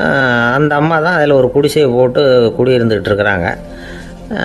சரி, அந்த நிலத்துக்கு வந்து ஒரு விலையை நிர்ணயம் பண்ணி அதை அந்த வயசான அம்மாக்கிட்ட கொடுத்துருங்கோ அப்படின்னு உத்தரவு போட்டார் ராஜா. ஆனால் அந்த அம்மா, இது எங்கள் பூர்வீக இடம், இதை விற்க மாட்டேன் அப்படின்னு சொல்லிவிட்டுது. சரி, 2 பங்கு விலை கொடுக்குறோம்னு சொல்லி பாருங்க அப்படின்னாங்க. அப்படியே சொன்னாங்க அரண்மனை ஆட்கள். அதுக்கும் சம்மதிக்கலை அந்த அம்மா. இதை கேள்விப்பட்டதும் ராஜாவுக்கு கோபம் வந்துட்டுது. தன்னுடைய ஆளுங்களை கூப்பிட்டார். போய் அந்த குடிசையை பிரித்து எறிங்க, காசெல்லாம் ஒன்றும் கொடுக்காதீங்க அப்படின்னு கத்தினார். அவ்வளோதான். அடுத்த நிமிஷம் அரண்மனை ஆசாமிகள் போனாங்க, குடிசையை பிரித்து எரிஞ்சாங்க. அந்த வயசான அம்மா இருக்குது, அதுவும் அந்த இடத்த விட்டு துரத்தி விட்டாங்க. அந்த இடத்துல ஒரு அரச மாளிகையை கட்டி முடிச்சிட்டாங்க. அந்த வயசான அம்மா பாவம், ராஜாவே இப்படி பண்ணால் யார்கிட்ட போய் முறையிட முடியும்? ஒரு ஞானி இருந்தார், அவர்கிட்ட போய் சொன்னாங்க. அவர் இவங்க சொன்னதை கேட்டு மனசில் வச்சுக்கிட்டார். ஒரு நாள் அந்த ராஜாவே இந்த ஞானியை கூப்பிட்டார். புதுசாக ஒரு மாளிகை கட்டியிருக்கிறேன், வந்து பாருங்கன்னு. சரின்னு சொல்லி இந்த பெரியவர் ஒரு நாள் இந்த மாளிகைக்கு போனார். சும்மா போகல, ஒரு கழுதையையும் ஓட்டிக்கிட்டு போனார். கொஞ்சம் சாக்குகள், வெத்து சாக்கு, அதையும் எடுத்து கழுதை முதுகில் போட்டு கழுதையை ஓட்டிக்கிட்டு போகிறார். ராஜா பார்த்தார். அவருக்கு இது ஆச்சரியமாக இருந்தது. என்ன இது, மாளிகைக்கு வந்துட்டு போங்கன்னு கூப்பிட்டா கழுதை, சாக்கு இதெல்லாம் கொண்டு வராரு, ஒன்றும் புரியலையேன்னு நினச்சார். எதுக்காக இதெல்லாம்னு கேட்டார். அரசருடைய தோட்டத்திலேருந்து கொஞ்சம் மண் எடுத்துகிட்டு போகிறதுக்கு ஆசைப்பட்றேன், அதுக்கு நீங்கள் அனுமதி கொடுக்கணும் அப்படின்னாரு இவர். இது என்ன வேடிக்கையான கோரிக்கையாக இருக்குது அப்படின்னு நினச்சார் ராஜா. இருந்தாலும் மண் தானே கேட்குறாரு, எடுத்துகிட்டு போகட்டுமே அப்படின்னு நினச்சார். சரின்னு அனுமதி கொடுத்தார். அந்த பெரியவர் தோட்டத்துக்கு போனார், மண்ணை வெட்டினார், சாக்கில் போட்டு நிரப்புனார். ராஜாவை கொஞ்சம் கிட்ட வாங்கன்னு கூப்பிட்டார். இந்த மண் மூட்டையை தூக்கி கழுதையோட முதுகில் வைக்கணும், கொஞ்சம் உதவி பண்ணுங்கன்னார். ஓ, பண்ணுறேனே அப்படின்னு சொல்லி ராஜா கிட்ட போனார். மூட்டையை தூக்கி பார்க்குறாரு, முடியல, திணறி போயிட்டார். இப்போ அந்த ஞானி பேசினாராம். அரசே, இந்த ஒரு சாக்கு மண்ணையே உங்களால் தூக்க முடியல, அந்த கிழவிகிட்ட இருந்து அந்த அக்கிரமமாக அபகரித்த இந்த தோட்டம் பூராவையும் சுமக்கணும்னு ஆசைப்படுறீங்களே, அது உங்களால் முடியுமா அப்படின்னு கேட்டாராம். ராஜா யோசனை பண்ண ஆரம்பித்தார். தன்னுடைய செயலுக்காக வருத்தப்பட்டாராம். அந்த வயசான அம்மாவை உடனடியாக வரவழைச்சார். தாயே, தப்பு பண்ணிட்டேன், என்னை மன்னிச்சுக்குங்க, இன்னையிலேருந்து இந்த மாளிகையும் தோட்டமும் உங்களுக்கு தான் சொந்தம் அப்படின்னு சொல்லிவிட்டாராம். போகிறப்ப இந்த உலகத்திலேருந்து எண்ணத்தை எடுத்துகிட்டு போக போகிறோம், அதனால் ரொம்பவும் அலட்டிக்க வேண்டியதில்லை, கர்வப்பட வேண்டியதில்லை அப்படிங்கிறது ஒரு பெரிய உபதேசம். ஒரு பெரிய மனுஷன் சாக கிடந்தார், ரொம்பவும் அழுதார். ஏன் அழறீங்க அப்படின்னு கேட்டாங்க சுற்றி இருந்தவங்க. நான் சாகிறதுக்காக கவலைப்படலை, நான் நம்ம ஜனங்களுக்காக எவ்வளவோ காரியம்லாம் செஞ்சுக்கிட்டு வந்தேன். நான் செஞ்சுக்கிட்டு வந்த சேவையை இனிமேல் யார் செய்ய போகிறாங்க, அது யாரால் முடியும், அதை நினச்சி தான் அழறேன் அப்படின்னாராம். ஒருத்தர் முன்னாடி வந்தார். அதுக்காக நீங்கள் கவலைப்படாதீங்க, உங்கள் சேவையை தொடர்ந்து செய்யறதுக்கு என்ன மாதிரி இளைஞர் பட்டாலும் தயாராக இருக்குது. இருந்தாலும் எங்கள் கவலை என்னென்னா அப்படின்னு இழுத்தார். என்ன சொல்லுங்கன்னு கேட்டார் அவர். நீங்கள் இது வரைக்கும் என்ன சேவை செஞ்சுக்கிட்டு வந்தீங்க, அதுதான் எங்களுக்கு இன்னமும் புரியாத புதிராக இருக்குது அப்படின்னாராம் அவர். ஒருத்தர் ஒரு தவறு செஞ்சு விடுறாருன்னு வச்சுக்கோங்க. உடனே நீ செஞ்சது தவறு அப்படின்னு சொல்கிறது ஒரு வகை. அதுக்கு பதிலாக எது சரின்னு அவர் புரிந்து கொள்ள உதவி செய்கிறது இன்னொரு வகை. இந்த ரெண்டாவது வகை இருக்குது பாருங்கள், நிர்வாக இயலில் இது ரொம்ப முக்கியம். அலுவலகத்தில் வேலை பார்க்குற ஒருத்தர் முக்கியமாக தெரிஞ்சுக்க வேண்டியது என்ன தெரியுமா? சக ஊழியர்கள்கிட்ட எப்படி பழகணும், மேலதிகாரிகள்கிட்ட எப்படி பழகணும், தனக்கு கீழே வேலை செய்கிறவங்க கிட்ட எப்படி பழகணும், வாடிக்கையாளர்கள்கிட்ட எப்படி பழகணும், இவங்க எல்லார்கிட்டையும் செம்மையான உறவை ஏற்படுத்திக்கிறது எப்படி. இதையெல்லாம் சொல்லிக் கொடுக்குற பாடம் தான் இன்டர் பர்சனல் ஸ்கில், திறமையான உறவு அப்படிங்கிறது. எந்த வேலையில் இருந்தாலும் சரி, இந்த உறவுகளை வளர்க்கும் திறன் உள்ளவங்க சீக்கிரம் முன்னுக்கு வந்துடுறாங்க. மற்றவங்க கிட்ட உறவை பலப்படுத்திக்கிறது எப்படி அப்படின்னு தெரிஞ்சுக்கிட்டோம்னா எந்த ஒரு தடையையும் சுலபமாக தாண்டி செய்கிற தொழிலில் முன்னுக்கு வந்துடலாம். ஹார்வர்டு பல்கலைக்கழகத்தில் ஒரு கணக்கெடுப்பு பண்ணி பார்த்தாங்களாம். பார்க்குற வேலையில் எது மாதிரி குணாதிசயம் உள்ளவங்க வேகமாக முன்னுக்கு வர்றாங்க அப்படின்னு தெரிஞ்சுக்கிறதுக்காக இந்த கணக்கெடுப்பு. வெவ்வேறு துறையில் வேகமாக முன்னுக்கு வந்திருக்கிற பல பேரை சந்தித்து இந்த சர்வேயை நடத்தியிருக்கிறாங்க. அவங்க கண்டுபிடிச்சி சொல்லியிருக்கிற உண்மை என்ன தெரியுமா? ஒருத்தர் ஒரு வேலையில் இருந்தால் அது சம்பந்தப்பட்ட சப்ஜெக்ட் பற்றிய அறிவு 35% இருந்தால் போதுமா. ஆனால் உறவுகளை வளர்க்கக்கூடிய திறன், இன்டர் பர்சனல் ஸ்கில்லு 65% வேணும். இப்படி உள்ளவங்க சீக்கிரம் முன்னுக்கு வந்துவிடுறாங்களாம். அதனால் ஒருத்தருக்கு வேலை சரியாக புரியலைன்னா கூட விவரமாக மற்றவங்க கிட்ட பழகிறது எப்படின்னு புரிஞ்சால் போதும், அவர் முன்னுக்கு வந்துடலாம். அலுவலகங்களில் மட்டும் இல்லை, எல்லா இடங்கள்லையும் இது ரொம்ப முக்கியம். வீட்டுக்குள்ளேயும் இது ரொம்ப முக்கியம், வீட்டுக்கு வெளியேயும் இது முக்கியம். அடுத்தவங்க கிட்ட பழகிறது எப்படிங்கிறத தெரிஞ்சிக்காதவன் வாழ்க்கையில் முன்னேற முடியாது. இன்னைக்கு ஆயுதங்களால் காயப்படுத்தி கொள்ளுகிறவர்களை விட வார்த்தைகளால் காயப்படுத்தி கொள்ளுகிறவர்கள் தான் அதிகம். பெரியவங்க என்ன சொல்கிறாங்க தெரியுமா? நீங்கள் இந்த பூமியில் பிறந்ததன் அர்த்தம் பூர்த்தி ஆகணும்னா அடுத்தவங்களுக்கு உதவி பண்ணுங்க. அடுத்தவங்களுக்கு உதவி செய்ய முடியாவிட்டால் கூட பரவாயில்லை, ஆனால் யாரையும் புண்படுத்தி விடாதீங்க அப்படின்னு சொல்கிறாங்க. எனக்கு தெரிஞ்ச ஒருத்தர் ஒரு அலுவலகத்தில் வேலை பார்க்குறார். அவர் சொல்லுவார், எனக்கு இந்த இன்டர் பர்சனல் ஸ்கில் ரொம்ப அதிகம் சார். சக ஊழியர்கள்கிட்ட ரொம்ப சுமூகமாக நடந்துக்குவேன். என் கூட வேலை பார்க்குற ஒருத்தருக்கு ஏதாவது ஒரு கஷ்டம்னா அந்த சமயத்தில் அவர் செய்ய வேண்டிய வேலையை நான் செஞ்சிருவேன் சார் அப்படிம்பார். நான் அவர்கிட்ட சமீபத்தில் அப்படி ஏதாவது செஞ்சுருக்கீங்களா அப்படின்னு கேட்டேன். செஞ்சுருக்கேன் சார். போன வாரம் புதன்கிழமை ஆஃபீஸில் என் பக்கத்து சீட்டுக்காரருக்கு வயிற்று வலி. உடனே நான் மெடிக்கல் லீவ் போட்டுவிட்டு எங்கள் வீட்டுக்கு போயிட்டேன் சார் அப்படின்னார். ஒரு நண்பர் அவசரமாக என்கிட்ட ஓடி வந்தார். அப்புறம் சொன்னார், என்னால் நம்பவே முடியல சார், என் பையனை அப்படி அப்படின்னு சொல்லி ஆச்சரியப்பட்டார். உங்கள் பையன் அப்படி என்ன தான் செஞ்சுட்டான் அப்படின்னு கேட்டேன். என்னால் முடியாத ஒரு காரியத்தை அவன் செஞ்சுட்டான் சார் அப்படின்னார். அது என்னன்னு தான் சொல்லுங்களேன். என்ன 5வது வகுப்பில் அவன் ஒரே தடவையில் தேறிட்டான் சார். அதாவது ஒரே அட்டம்ப்டில் பாஸ் ஆகிருக்கான் அப்படின்னார் மூச்சு வாங்க. கஷ்டப்பட்டு பரீட்சை எழுதுனது அவன், இவருக்கு ஏன் மூச்சு வாங்குது? நம்மால் செய்ய முடியாத ஒரு காரியத்தை இன்னொருத்தர் செய்யும் பொழுது அது நமக்கு ஆச்சரியமாக இருக்குது. சர்க்கஸ் பார்க்குறோம், ஒருத்தர் அந்த இடத்துல தொங்குறார், அது நமக்கு ஆச்சரியம். ஏன்னா அது நம்மால் முடியாத காரியம். நம்மால் முடியாத ஒன்றை அடுத்தவர் எளிதாக செய்யும் பொழுது நாம் மருள்வது இயற்கை. இதை தான் தொல்காப்பியம் மருட்கை அப்படின்னு சொல்லுது. இந்த வியப்பு இருக்குதே, இது 4 வகையில் ஏற்படுறதாக தொல்காப்பியம் சொல்லுது. அது என்ன 4 வகை? முதல் வகை எப்படின்னா புதுமையான அரிய செயல்களை செய்கிறது. 2வது வகை என்னென்னா பெரும் செயல்களை செய்கிறது. 3வது வகை என்னென்னா மிக நுட்பமான செயல்களை செய்கிறது. 4வது வகை என்னென்னா ஆக்கம் தரும் செயல்களை செய்கிறது. புதுமை, பெருமை, சிறுமை, ஆக்கமோடு மதினம் சாலா மருட்கை 4 அப்படிங்கிறது தொல்காப்பியம். இன்றைக்கி விஞ்ஞானம் புதுசு புதுசாக எதையோ கண்டுபிடிக்குது.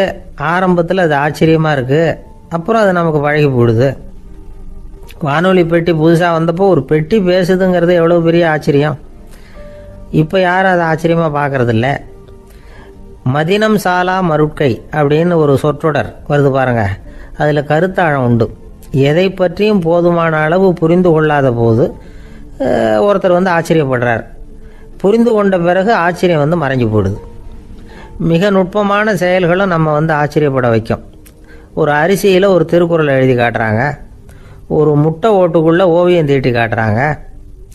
கருங்கல் சிற்பங்களில் எவ்வளவு நுட்பமான வேலைப்பாடுகளை எல்லாம் பார்த்து ஆச்சரியப்படுறோம். இது மாதிரி ஆக்கப்பூர்வமான அரிய செயல்களை செய்கிறது கூட வியப்பை உண்டு பண்ணும். குப்பை கூலங்களை கூட வாழ்க்கைக்கு பயன்படுகிற பொருளாக மாற்றுகிறவர்கள் இருக்காங்க. அவர்களுடைய செயல் வியப்பு அளிக்குது. இடைக்காட்டு சித்தர் பாடின மூவடி 30ங்கிற நூலில் வர்ற ஒரு பாடல், ஆற்றல் பிறர் அறிதலின் அகம் கிளர்வு உறுதலின் கற்று அறி பாணர் கெழுமிய கோடலின் தோற்றம் உருகவே போற்றல் சால் வியப்பே. ஒருத்தருடைய ஆற்றல் தெரியாமல் இருந்தது, அவருடைய அரிய செயலை பார்க்கும் பொழுது வியப்பாக இருந்தது, மனசுக்குள்ள கிளர்ச்சி. பாவலர்கள் இவர்களுடைய புகழை பாடி மற்றவர்களும் தெரிந்து கொள்ளுமாறு செய்கிறார்கள். அப்படிங்கிறது தான் ஒரு யதார்த்தமான உண்மை. ஆக எல்லா வகையிலும் வந்து மக்கள் வந்து தங்களுடைய வாழ்க்கையில் முன்னேறுவதற்கான வழிகாட்டுகிற ஒரு மெய்ப்பாடு தான் வியப்புங்கிறது. இந்த காலத்தில் நம்ம எப்படியெல்லாம் ஆச்சரியப்பட வைக்கிறாங்க. ஒரு ஆளை பிடிச்சி ஜெயிலில் கொண்டு வந்தாங்க. ஜெயில் அதிகாரி அவனை ரொம்ப ஆச்சரியமாக பார்த்தாராம். இவன் கேட்டான், ஏன் சார் அப்படி பார்க்குறீங்க, நான் இப்போ இங்கே வர்றது உங்களுக்கு ஆச்சரியமாக இருக்குதா அப்படின்னு கேட்டிருக்கான். இதுக்கு ஜெயில் அதிகாரி சொல்லியிருக்கார், நீ இப்போ இங்கே வந்ததில் எனக்கு ஒன்றும் ஆச்சரியம் இல்லைப்பா, ஏற்கனவே நீ இங்கேருந்து விடுதலையாகி போய் 6 மாதம் ஆச்சு, இவ்வளவு லேட்டாக வர்றியே அதுதான் எனக்கு ஆச்சரியமாக இருக்குது அப்படின்னாராம். ஒரு சீன தேசத்து அரசர் இருந்தார். அவருக்கு வயசாயிட்டுது. அவருக்கு அடுத்தபடியாக அவருடைய புள்ள பட்டத்துக்கு வரணும், ஆட்சி பொறுப்பை ஏற்றுக்கணும். ஒரு நல்ல தலைவனுக்கு இருக்க வேண்டிய பண்புகள்லாம் தன்னுடைய மகனுக்கு இருக்கணும்னு விரும்பினார் அந்த அரசர். அதனால் இளவரசனை பக்கத்தில் இருந்த ஒரு குரு கிட்ட அனுப்புனார். இளவரசன் அவர்கிட்ட போய் சேர்ந்தான். அந்த குரு என்ன பண்ணார் தெரியுமா, இவனை பார்த்து சொன்னார், இதை பாருப்பா, நீ என்ன பண்ணுற, இப்போவே பக்கத்தில் இருக்கிற காட்டுக்கு போ, நடு காட்டில் போய் ஒரு இடத்துல உட்காந்துக்கோ, அங்கே என்னென்ன சத்தம்லாம் உன் காதில் விழுதுன்னு கவனித்து கேளு, உன் காதில் விழுந்த ஓசைகள் என்னென்னங்கிறத என்கிட்ட வந்து சொல்லு, அதுதான் எனக்கு தெரியணும், உனக்கு வேலையும் அதுதான் அப்படின்னு சொல்லி அனுப்பி வச்சுட்டார். இளவரசன் காட்டுக்கு போனான். குரு சொன்னபடியே ஒரு இடத்துல உட்காந்து கவனித்து கேட்டான். அதுக்கப்புறம் குருக்கிட்ட திரும்பி வந்தான். என்னென்ன சத்தம்லாம் கேட்ட அப்படின்னு கேட்டார் குரு. குருவே, காட்டில் நான் பறவைகள் சத்தம்லாம் கேட்டேன், மிருகங்களின் ஓசையையும் கேட்டேன், இதை தவிர இடி மின்னல் மழை இதுகளோட சத்தத்தையும் கேட்டேன் அப்படின்னா. குரு யோசனை பண்ணார், நீ இன்னமும் சரியாக கேட்கல, அதனால் மறுபடியும் காட்டுக்கு போ, கொஞ்ச நாள் தங்கியிருந்து கேட்டுட்டு வா அப்படின்னார். இளவரசனுக்கு ஒன்றும் புரியல. இருந்தாலும் குருவின் கட்டளையாச்சே, மறுக்க முடியுமா? உடனே அவன் மறுபடியும் காட்டுக்கு போனான். ஒரு இடத்துல உட்காந்தான். கொஞ்ச நேரம் உன்னிப்பாக கவனித்து கேட்டான். சில நாள் கழித்து குருக்கிட்ட திரும்பி வந்தான். குருவே, இந்த தடவை சில துல்லியமான சத்தங்களை எல்லாம் கேட்டான். தேனி பறக்கிற சத்தம், நீரோடையின் மெல்லிய ஓசை, இதெல்லாம் கேட்டேன்னா. குரு சிரித்தார். நீ மறுபடியும் காட்டுக்கு போ, இன்னும் சில நாள் அங்கே இரு, முழுமையாக கவனமாக கேட்டுக்கிட்டு வா அப்படின்னு சொல்லி அனுப்பி வச்சுட்டார். இளவரசனுக்கு குழப்பம் அதிகமாயிட்டுது. ஒன்றுமே புரியல. மறுபடியும் காட்டுக்கு போனான். மௌனமாக ஒரு இடத்துல உட்காந்துட்டான். அப்படியே தியானத்தில் ஆழ்ந்துட்டான். சில நாளில் அவனுக்கு இதுவரை கேட்காத ஓசைகள்லாம் கேட்க ஆரம்பிச்சிட்டுது. இதைத்தான் நான் கேட்கணும்னு என்னுடைய குரு எதிர்பார்த்துருக்கிறாருங்கிறத புரிஞ்சுக்கிட்டான். உடனே குரு கிட்ட ஓடனான். குருவே, இந்த தடவை காதுகளுக்கு கேட்க முடியாத சில ஓசைகளை கூட என்னால் உணர முடிஞ்சுது. பூ மலருகிற ஓசை, சூரியனால் பூமி சூடாகிறப்போ எழுகிற ஓசை, காலை பனித்துளி இந்த புல்லுலாம் குடிக்கிற ஓசை, இது எல்லாம் என்னால் நல்லா கேட்க முடிஞ்சுது அப்படின்னா. குருவுக்கு இப்போ தான் திருப்தி ஏற்பட்டு தான். இளவரசனை பார்த்து சொன்னார், இதை பாருப்பா, இப்போ தான் நாட்டை ஆளுகிற தகுதி உனக்கு வந்திருக்குது அப்படின்னு சொல்லி அதுக்கு விளக்கமும் கொடுத்தாராம். எந்த அரசன் தன்னுடைய மக்களின் இதயம் பேசுகிற மௌன மொழியை, மௌன வார்த்தைகளை கேட்குறானோ அவன்தான் ஆள தகுதி உள்ளவன். எந்த அரசன் தன்னுடைய மக்களின் உணர்ச்சிகளை உண்மையாக உணர்றானோ அவன்தான் முதன்மையான அரசன். போலி வார்த்தைகளை மட்டும் கேட்டுட்டு பல மௌன ராகங்களை காதில் வாங்கிக்காதவன் அரசனே இல்லை. எந்த நாட்டில் எப்போ ஒரு அரசன் தன்னுடைய மக்களின் உணர்ச்சிகளை கேட்க மறுக்கிறானோ அன்னையிலேருந்தே அந்த நாடு அழிய தொடங்குது அப்படின்னு அர்த்தம். இதுதான் அந்த குரு இளவரசனுக்கு போதிச்சது. வாயால் பேசுகிறத மட்டும் கேட்டு ஏமாறக்கூடாது, உணர்ச்சிகளையும் கேட்கறதுல தான் மனப்பக்குவம் உண்டாகும். மக்கள் உணர்ச்சிகளை புரிந்து கொள்ளாத அரசர்கள் நீடிச்சிருக்க முடியாது. அது மாதிரி நாடுகளில் அடிக்கடி குழப்பம் தான் உண்டாகும். அப்படி இருந்தால் அடிக்கடி ஆட்சி மாறிக்கிட்டு இருக்கும். அப்படிப்பட்ட ஒரு தேசம், அங்கே ஒரு சிறைச்சாலையில் 3 கைதிகள் பேசிக்கிட்டு இருந்தாங்க. ஒருத்தன் சொன்னான், நான் இந்த நாட்டு ராஜாவை எதிர்த்து பேசிக்கிட்டு இருந்தேன், அதனால் என்னை பிடிச்சி கொண்டாந்து இங்கே போட்டுட்டாங்க அப்படின்னா ஒருத்தன். இன்னொருத்தன் சொன்னான், நான் இந்த நாட்டு ராஜாவை ஆதரித்து பேசிக்கிட்டு இருந்தேன், அதனால் என்னை பிடிச்சி கொண்டாந்து இங்கே தள்ளிவிட்டாங்க அப்படின்னா. அது சரி, நீ என்ன தப்பு பண்ண அப்படின்னு சொல்லி 3வது ஆளை பார்த்து இவங்க கேட்டாங்க. அதுக்கு அந்த ஆள் சொல்கிறான், நான் தான் இந்த நாட்டு ராஜா அப்படின்னானா. ஒரு அம்மா தெருவில் உட்காந்து என்னத்தையோ தேடிட்டு இருக்கிறாங்க. அந்த அம்மா ஒரு சூஃபி ஞானி. அவங்க பேர் என்னன்னா ரபியா அல் லடாவியா. அந்த அம்மாவுக்கு கண் கூட தெளிவாக தெரியாது. அந்த பக்கமாக வந்த சில பேர் இவங்களுக்கு உதவி செய்கிறதுக்காக வந்தாங்க. என்ன தேடிட்டு இருக்கிறீங்க அப்படின்னு கேட்டாங்க. இதுக்கு அந்த அம்மா, அந்த கேள்வி அவ்வளோ முக்கியத்துவம் இல்லை, நான் தேடிட்டு இருக்கிறேன், உங்களால் முடிஞ்சால் எனக்கு உதவி பண்ணலாம் அப்படின்னாங்களாம். உதவி செய்ய வந்தவங்களுக்கு ஆச்சரியம். எதை தேடுறோங்கிறது தெரியாமல் இப்படி ஏன் நேரத்தை செலவழிக்கிறீங்க, நாங்கள் எப்படி உங்களுக்கு உதவ முடியும், எங்களுக்கு ஒன்றும் புரியலையே அப்படின்ட்டுருக்காங்க. சரி, உங்களை திருப்தி பண்ணுறதுக்காக சொல்கிறேன், ஒரு குண்டூசி தொலைஞ்சி போச்சு, அதை தேடுறேன் அப்படின்னாங்களாம் அந்த அம்மா. அதுக்கப்புறம் இவங்களும் சேர்ந்து தேட ஆரம்பிச்சிட்டாங்க. கொஞ்ச நேரம் ஆச்சு, ஒன்றும் கிடைக்கல. உதவி செய்ய வந்தவங்களும் அழுத்து போட்டாங்க. அப்புறம் கேட்டாங்க, இதை பாருங்கம்மா, இது ரொம்பவும் பெரிய தெரு, அகலமான தெரு, அதனால் குறிப்பாக நீங்கள் எந்த இடத்துல அந்த குண்டூசியை தொலைச்சிங்க அதை சொல்ல முடியுமான்னாங்களாம். இதுக்கு அந்த அம்மா, நீங்கள் மறுபடியும் அர்த்தமில்லாத கேள்வியை கேட்குறீங்க, உங்கள் கேள்விக்கும் நான் தேடுறதுக்கும் என்ன சம்மந்தம்னாங்களாம். இதை கேட்டதும் அவங்க ஒரு மாதிரி ஆயிட்டாங்க. என்னம்மா நீங்கள் பைத்தியம் மாதிரி பேசுகிறீங்க அப்படின்னாங்களாம். சரி, உங்களை மறுபடியும் திருப்திப்படுத்துறதுக்காக சொல்கிறேன், அதை நான் எங்கள் வீட்டில் தொலைச்சுட்டேன் அப்படின்னாங்களாம். அப்புறம் எதுக்காக இங்கே வந்து தேடிட்டு இருக்கிறீங்க அப்படின்னு கேட்டிருக்காங்க. ஏன்னா இங்கே தான் வெளிச்சம் அதிகமாக இருக்குது, அங்கே வீட்டுக்குள்ளே இருட்டாக இருக்குது, அதனால் இங்கே வந்து தேடுறேன், வெளிச்சம் உள்ள இடத்துல தானே தேட முடியும் அப்படின்னாங்களாம் அந்த ஞானி. இந்த கதைக்கு என்ன அர்த்தங்கிறத பெரியவங்க சொல்கிறாங்க. அதாவது இந்த தேடுதல்ங்கிறது ஒரு வியாதி. அது நம்ம சதா அலைய வைக்கும், பைத்தியமாக மாற்றுறதுக்கு முயற்சி பண்ணோம். ஒரு காலம் அது நிறைவு அடையவே அடையாது. வாழ்வுங்கிறது ஒரு புரிந்து கொள்ள முடியாத, சதா இயங்கி கொண்டிருக்கிற ஒரு செயல். அதுக்கு ஆரம்பமும் இல்லை, முடிவும் கிடையாது. எதையோ தேடணும் அப்படிங்கிற உந்துதல் நமக்குள்ளே இருக்கும், ஆனால் குறிப்பாக எதை தேடிட்டு இருக்கிறோம் அப்படிங்கிறது புரியாது. அப்படி ஏதாவது ஒன்றை தேடி அடைஞ்சிடுறோம்னு வச்சுக்கோங்க, உடனே ஒரு அதிருப்தி வந்துடும். அதனால் வாழ்க்கைங்கிறது சலிப்பு நிறைந்தது அப்படிங்கிற எண்ணத்தை உண்டாக்கிக்கிறோம். ஒன்று அடைஞ்சதுக்கு அப்புறம் இன்னொன்று தேட ஆரம்பிச்சிருவோம். ஆக இந்த தேடல்ங்கிறது நாம் ஒன்று அடைஞ்சாலும் அடையாவிட்டாலும் தொடர்ந்து நடந்துக்கிட்டு தான் இருக்கும். இதுக்கு முடிவே கிடையாது. இந்த உண்மையை நாம் நல்லா புரிஞ்சுக்கணும் அப்படிங்கிறது பெரியவங்களுடைய கருத்து. ஏழையும் தேடுறான், பணக்காரனும் தேடுறான், நோயாளியும் தேடுறான், நோய் இல்லாதவனும் தேடுறான், அதிகாரம் உள்ளவனும் தேடுறான், அதிகாரம் இல்லாதவனும் தேடுறான், முட்டாளும் தேடுறான், அறிவாளியும் தேடுறான். ஆனால் யாரும் இதை தான் தேடி சாதிக்க போகிறோம், இதுதான் முடிவு அப்படின்னு திட்டவட்டமாக சொன்னதில்லை. ஒன்று அடைஞ்சதும் இன்னொன்று தேட ஆரம்பிச்சிடுறாங்க, அவ்வளோதான். அதாவது உங்களின் தேடுபவர் உங்கள் உள்ளே தான் இருக்கிறார், அவரை தேடி கண்டுபிடி.